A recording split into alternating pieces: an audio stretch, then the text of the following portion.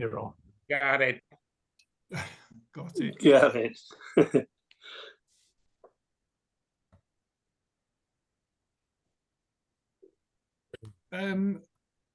John's not able to join us for the second half. He's had to leave us, so he sends his apologies, Dusty. That's fine. He Hello, obviously got fed up, obviously. No way. He's potentially, well, it's his wife's birthday today. So Oh well, you got to go and look after her, haven't she? Yeah.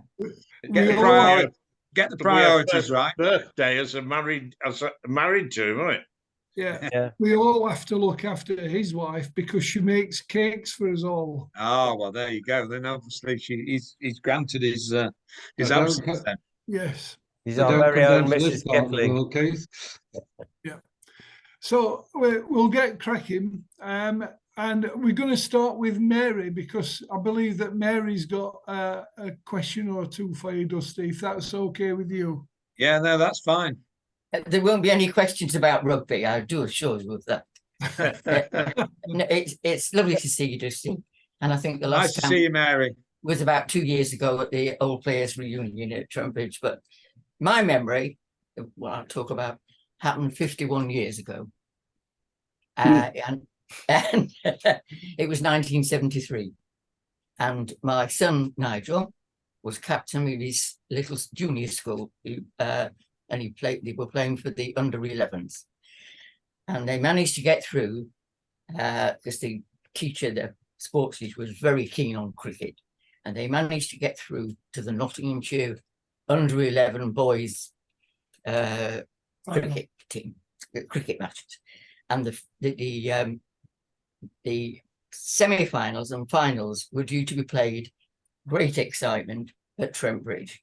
So they got through, the team got through, and we were going to go to Trowbridge. Problem, transport.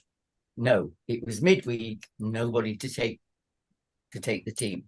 One dad volunteered, and then my son Nigel had the bright idea of volunteering me. And I was terrified. Yes, I could drive. Yes, I knew about the road. But my sense of direction was and is appalling. Even on foot, I could get lost in Marks and Spencer's. That was how bad I was. So I said no. I couldn't do it. Then a cunning plan was devised. 3 cars. If I would agree that one car would lead, I would be in the middle and the car behind to make sure that I got there. And yes, we did. I did get the boys there. Still very worried. Anyway, great day, lovely day. I never saw another female, by the way. I was the only female there. Never saw them. Great day. The boys got through finally, and they won the cup. And then it was going to be presented by the one and only Dusty Hare. This was, yes, lots of crowd. We were met in front of the pavilion, umpires, teachers. Chris is hurrying me up. I will. Shut up, and because I'm not used to this. And then Mr. Dusty Hare will now present the prizes. And this is my lovely memory because this is what his opening words were. Good afternoon, welcome, gentlemen, boys, and Mrs. Hall. That might sound a bit, I was so thrilled because I've been so worried about the return journey. Nobody had ever said about the convoy, me getting back to Retford. Or I don't know, Dusty, but those words seemed, oh, how lovely, sweet. I got in the car, got the boys in, I drove out of Trowbridge, and without a problem, I drove home back to Retford safely. And all I want to say, it may have taken 51 years, Dusty, but I thank you most sincerely for that. Well, lovely. Very kind of you, Mary. Thank you very much. My pleasure. Good job you didn't ask Derek. Scandal. He could get lost. He could get lost in Marks and Spencers as well. Did that. Did that. Derek. Oh, Derek. Yeah, Dusty, one of the guys has left me a couple of who's on holiday or not here today, left me a couple of questions for you. One of them, the first one was, who is the best player you ever played with or against? And I think you've sort of answered that in that possibly everybody. What was the best match you ever played in? Do you remember? We talk, I'll answer this, rugby and cricket. Yeah. Yeah. Because rugby-wise, the best matches and the we were playing for Leicester in the finals of the John Player competition. They were the best matches, you know, because you're playing with your mates that you train with and with for all season, and then get to a final and win a final. You know, and as same as Mary has said, you know, for those lads to win under 11s final and at Trent Bridge will mean a lot to them, and it meant a lot to even when you're a grown-up bloke playing in a final with all your mates, and that was they're the best days because you're sharing a great victory with all your mates. Now I'll come on to cricket because it's quite easy in cricket. When I joined the Not staff, there was a certain bloke called Garfield Sobers there, and he was, I mean, as a boy, Fred Truman was my first hero, and then obviously when I got a bit older, and then Gary Sobers came to Nottinghamshire, he became my hero, and then I was very lucky that my first ever championship innings for Nottinghamshire was at Glastonbury, and I went out to bat with Gary Sobers at the other end. Talk about you couldn't have written that sort of thing. Was fantastic. Not that I could hit the ball off the square because it was a wet wicket and Tom Cartwright was bowling and I couldn't hit him off the square, and I was watching Gary stroke it all around the field at the other end. So yeah, but yeah, they're going back on the, it's sort of, I've said it already, those Welsh guys, Gareth Edwards, those guys are the best players I've ever played against. Yeah, yeah. The final question he left me is, you're the world's record point scorer, and which is a fantastic achievement for in any sport at any time. But he says, do you think that it will ever be beaten? No, I don't think it will ever be beaten. And I'm also the world record holder of missed points as well. You had to be there. So no, I mean it was I practiced like any sportsman do to get better. You know, what was Gary Players saying? You know, it's not luck, it's practice or something like that. And you know, and that's the more I practice, the luckier I get. Yeah, that's it. That was what I was waiting and looking for. Yeah. And that's what happens. You know, I think any sportsman you'll find that the best players will practice and practice and practice, and that's what I did. I wanted to be, I didn't want to be the world record holder. I just wanted to be, when I was practicing, I wanted to be the best kicker on the day, and you know, not miss any. That was how I was. Yeah. Yeah.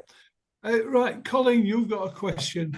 Yeah, just going back to I was a farmer's son as well, and in Retford actually, and going on from that, I just wonder if Dusty came across or knew, I'm sure he does, a guy called Ian Peck. No, I don't. Ian Peck. He was a double blue, and right. he was on the bench when. No, Ian Peck. Ian Peck. Yeah. Yeah. Yeah, because I played cricket with him at Kimbolton, I did, and I just wondered whether, he's chairman of Northamptonshire for the last 4 years. And, Yes, he is. Yeah. mhm. He's a farmer's. Yeah, we've Yeah. all got farming in our blood. Yeah. I wasn't interested in farming either, but I went off and did other things. Yeah. So yeah, but I often passed your farm at Clifton, and Yeah. on my way to North Icombe actually, because we had a sand and gravel pit there. All right. Right. So you was in the sand and gravel. Yeah, well, asphalt actually, road building. So I worked Yeah. up in Leicestershire quite a bit, from Sharwell up to Markfield and beyond. Yeah. Building surfacing the M1 when it was built. Yeah. Mm-hmm. Oh well. But, Markfield was a remarkable place. You could get up in June and there was 2 or 3 inches of snow on the ground. Peter, you've got another question. Yeah, we see when kickers are lining it up, their success rate. Do you know what your success rate was in kicking? I was fairly high, even in the good old days of muddy pitches, and we didn't play on these carpets like they have now. So no, I wouldn't know. We didn't have the stats as they have now. It's amazing. You can get stats on anything nowadays. We can read into it whatever you want to. Yeah, but no, didn't have those stats when I was playing. Yeah. Dusty, we've got a couple of ex-football referees in our midst. Yeah. What do you think football could learn from rugby in terms of refereeing? It's quite funny because one of my best friends is David Coote, Senior, and obviously his son is a referee. And we often have chats about, I watch the football and I see incidents, and what puzzles me with football towards rugby, and I mean they go on about they don't want to stop the game and everything like that, but then they're up in arms if they make a wrong decision. So I think the dialogue between the referee and the fourth official who's on the sidelines and the linesman, and now they've got Stockwell Park or whatever it's called, where they look at the VAR. In rugby, the dialogue between the referee and the rest of the backrooms people is far better, and they get to a decision quite quickly. And I don't understand why they don't do that in football, because they don't seem to want to do that, and they seem to complicate things for me in soccer. Yeah. So I think it obviously human beings make decisions. We're never going to be 100%, are we? So we've got to accept mistakes will be made. But in rugby union, Dusty, I mean, we had a classic example. We had a French referee refereeing the England game, very different from the Australian referee managing the Scott Springbok game, because the second guy was talking to the players all the time. The French seemed aloof. And I think the way you referee can actually determine players. Oh, very much so. But look, the football referees do talk to the players. They only answer back. Let's be honest. there is a dialogue, but I mean, in rugby you can't answer the referee back, else you back off 10 meters but there's scores. In rugby you can get scores from being penalised, where in soccer you don't. I mean, unless it's a penalty, it's that's the only time they're going to score from a free kick, isn't it? So so it's a different game. but I still think you can have the football referees and staff can have a better dialogue than what they're present doing. You know, I mean, it's like cricket, isn't it? How the umpires come to a decision, they go upstairs and he talks it through to the umpire, doesn't he?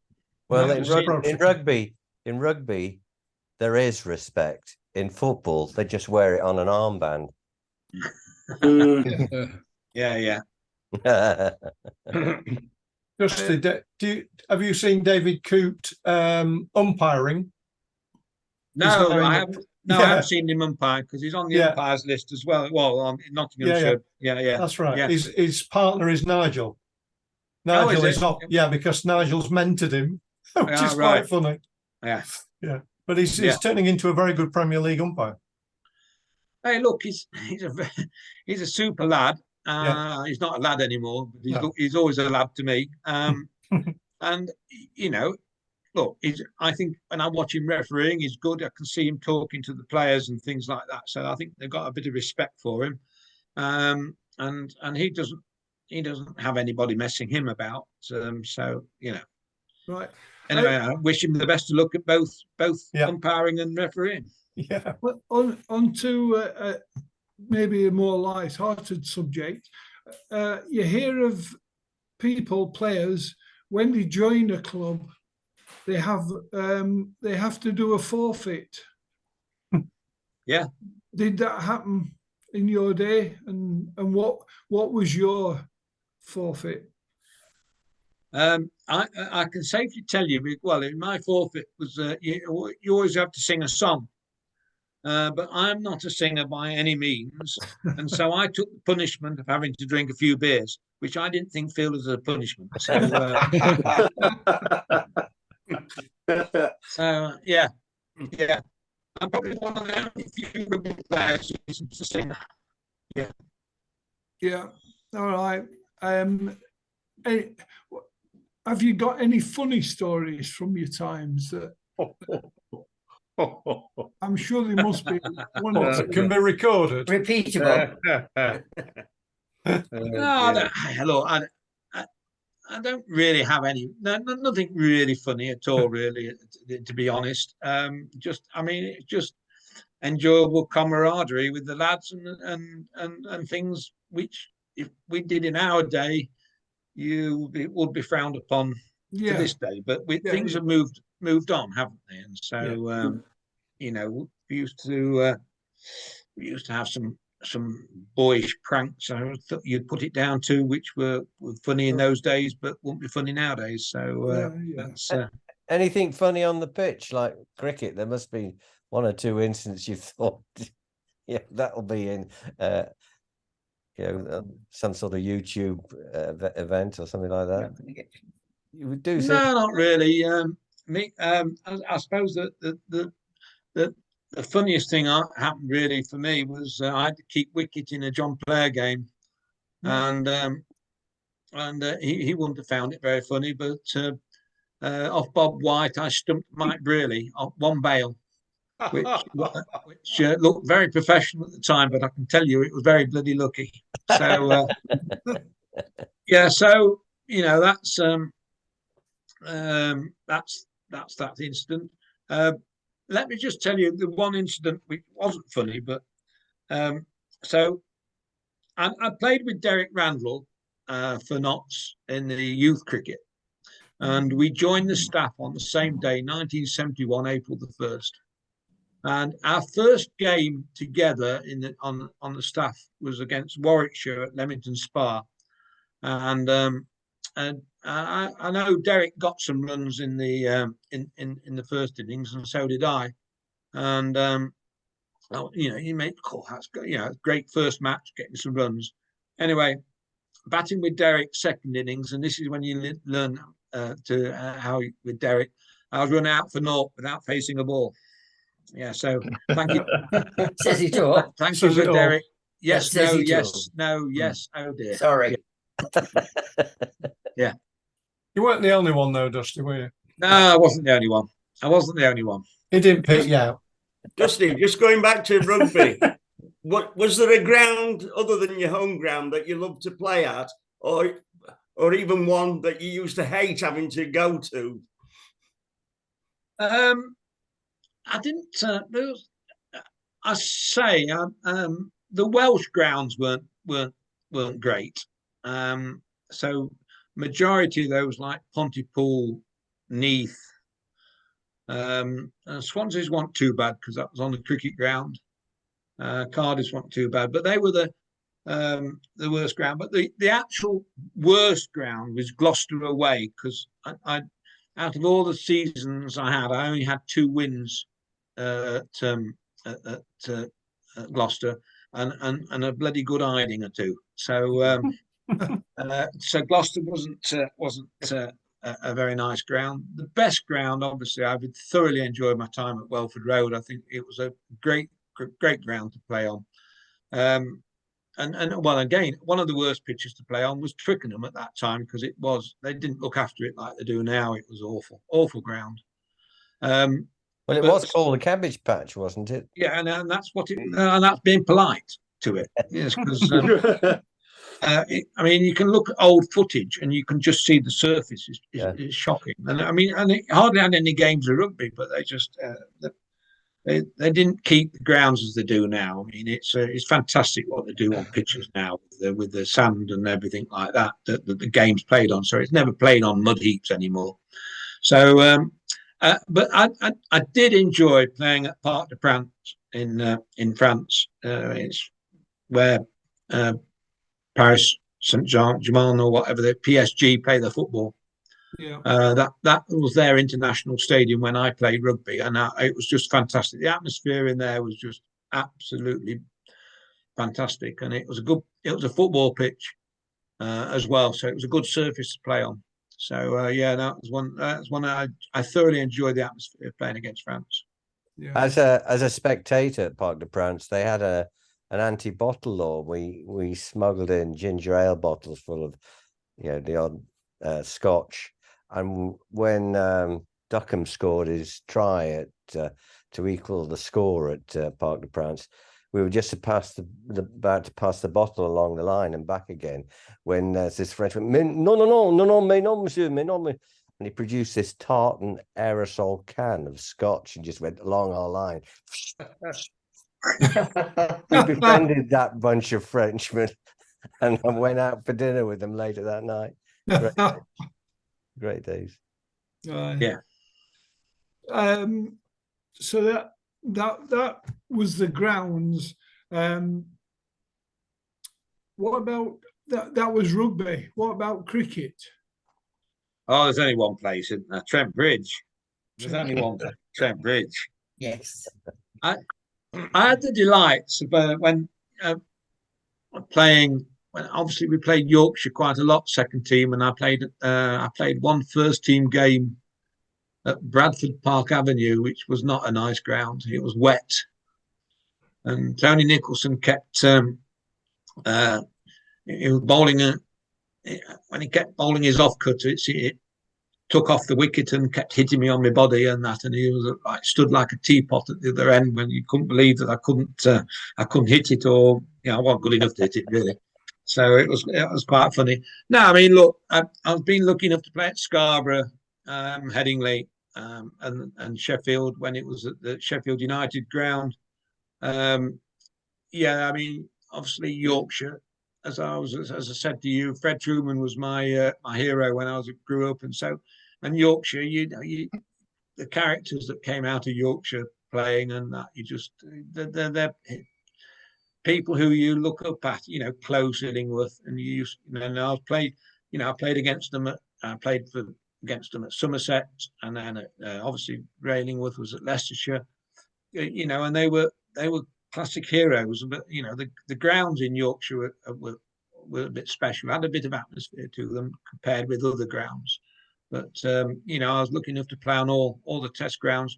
I haven't played at Lord's, but I played on all the rest of the test grounds, and they're all brilliant to play on.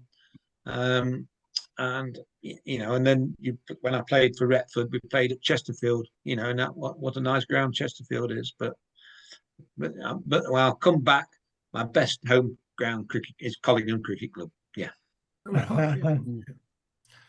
So when you were playing, at that time, New Zealand and Australia and possibly South Africa were streets ahead of everybody else, it would seem, in terms of rugby union.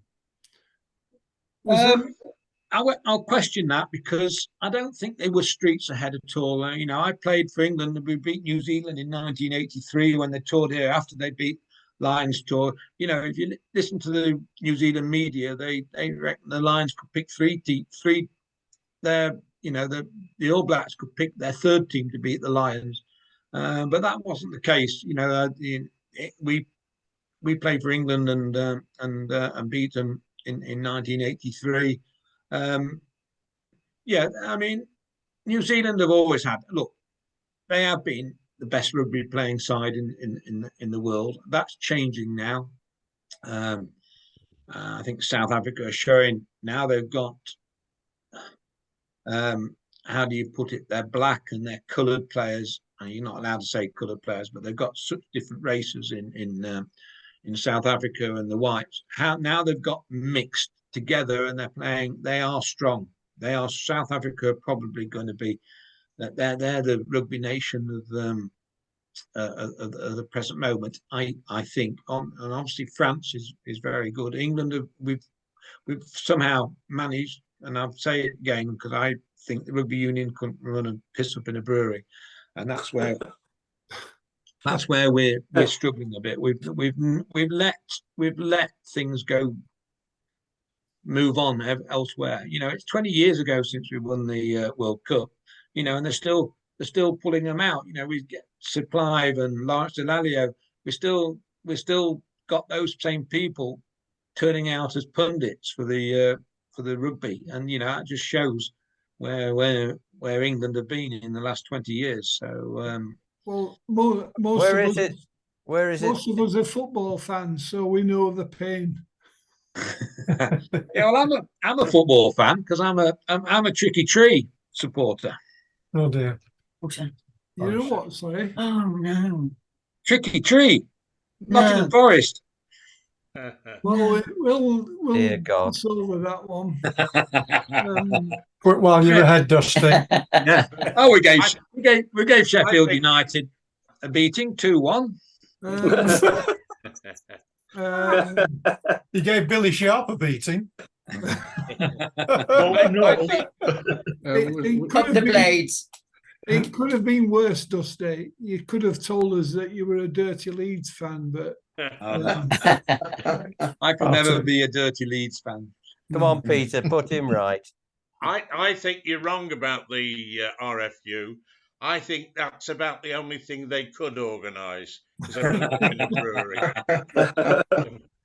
Unfortunately, that's not their day job.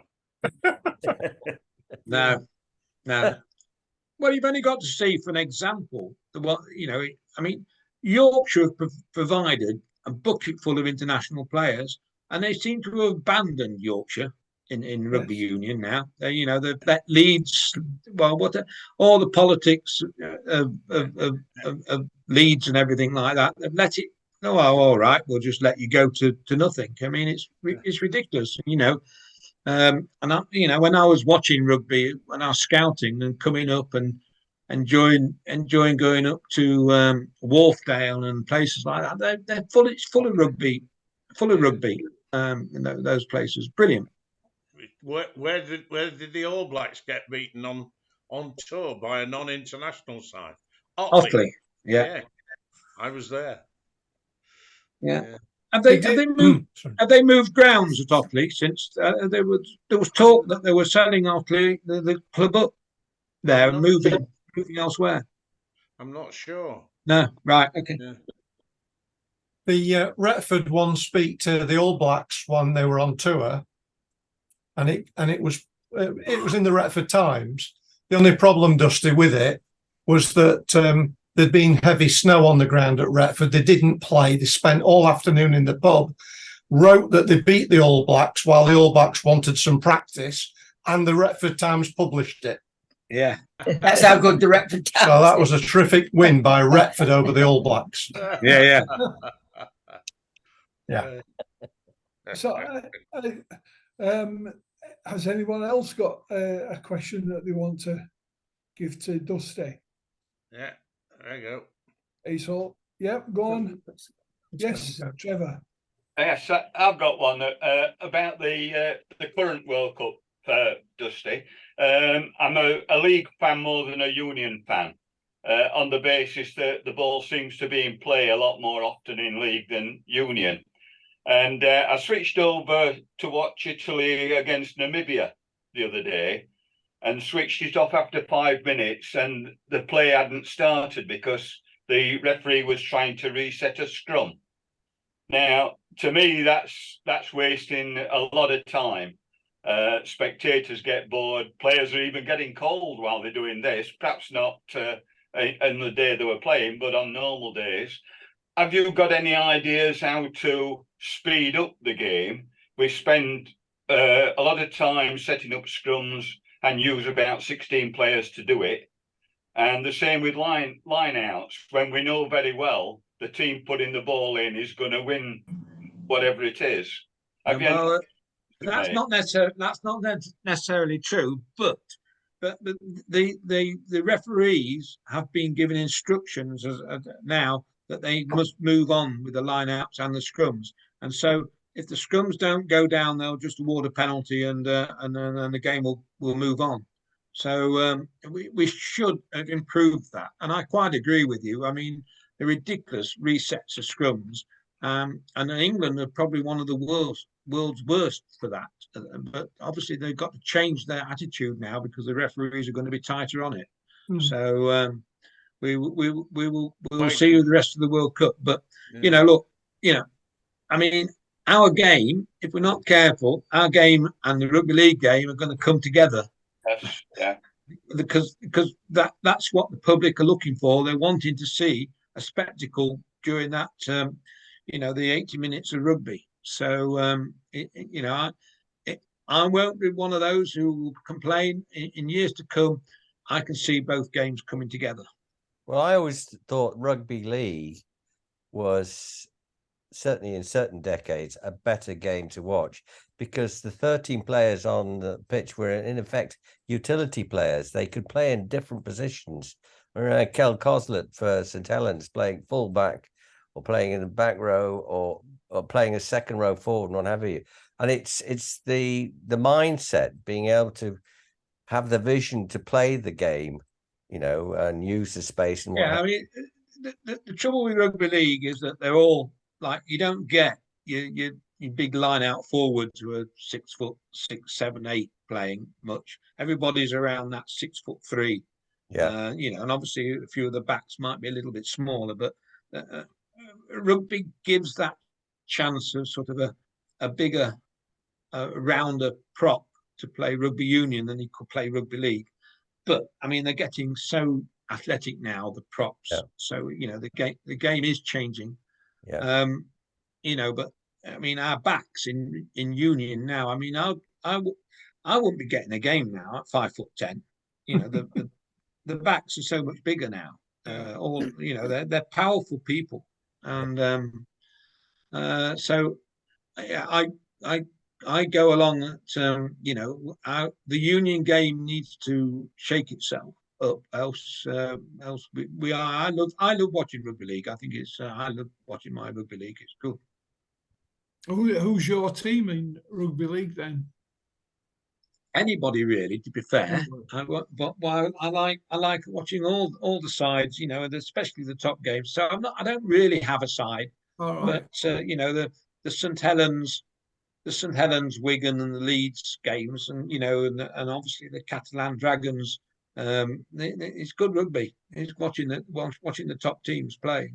I did get asked by Hull KR to sign for them when in my younger days as a rugby. Yeah. But I was a bit of a fullback who didn't like getting physically hurt, so I gave it a miss. All right. So do the fullbacks in rugby league get hurt more than they do in rugby union? Probably not. No, there's some. I've watched one or two decent fullbacks in their rugby league, and they're good runners. And yeah, they don't probably now. Hey, look, in rugby league, when I was watching it, when I was when I was in my 20s, there was a few short arm swings round the head in those days. It wasn't a great game to watch. Sometimes it was a bit dirty, but hey ho, they've changed that and made it a really good game. And a game, you look at the surfaces they play on. It's a fast game now. So when I was watching it a lot when I was a youngster, you had those muddy pitches, and they played in the winter, and they just sort of the forwards just trundled up and down the middle. Yeah. It wasn't a great spectacle. Yeah, going back to that the Wales-Fiji match the other day, I mean, it's a totally different kind of game, but the effort that both teams were putting in at the end, one to cross the line and the other to stop them crossing the line, I thought that as a spectacle was terrific, and I wouldn't want to see that lost in a game. No, exactly. Well, that's what it's about, isn't it? It's about seeing, defending is part of the game as much as attacking. So, you take your hats off to sides that can keep sides out. I mean, it is part and parcel of the game. And and if they do, I always like to see a good defence. I mean, it's like England's defence. They gave the Argentine team no space at all to play the other day, and that and that was a great credit to them. Great credit. I think that game, rather annoyingly, Dan Bigger credits England's performance against Argentina as inspiring the Welsh team to hold out against Fiji. We can't win, can we? No.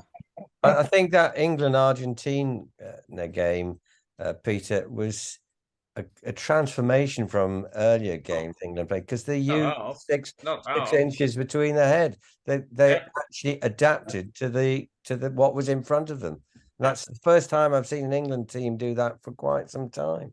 Yeah, well, we had George Ford. The difference is, and I'm not a